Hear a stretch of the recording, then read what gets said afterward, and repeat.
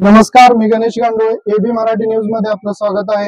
सध्या आपण पंढरपूर तालुक्यातील भीमा नदी काठी आहोत आणि या भीमा नदीच्या काठी महाद्वारापाशी जी मंदिर आहेत, 2-3 मंदिरे जी पुरातन मंदिर आहेत ती सध्या पाण्याखाली जाताना दिसत आहेत आणि पाणी पूर्णपणे वाढलेलं आहे.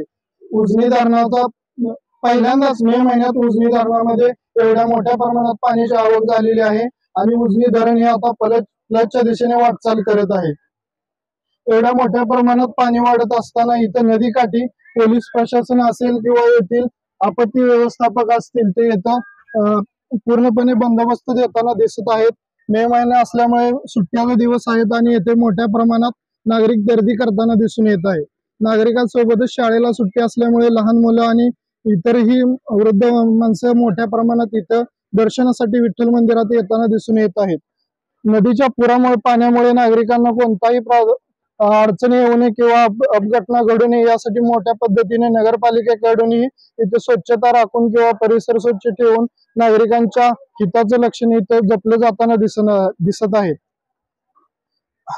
कॅमेरामॅन संतोष, मी गणेश गांडोळे, एबी मराठी न्यूज, पंढरपूर.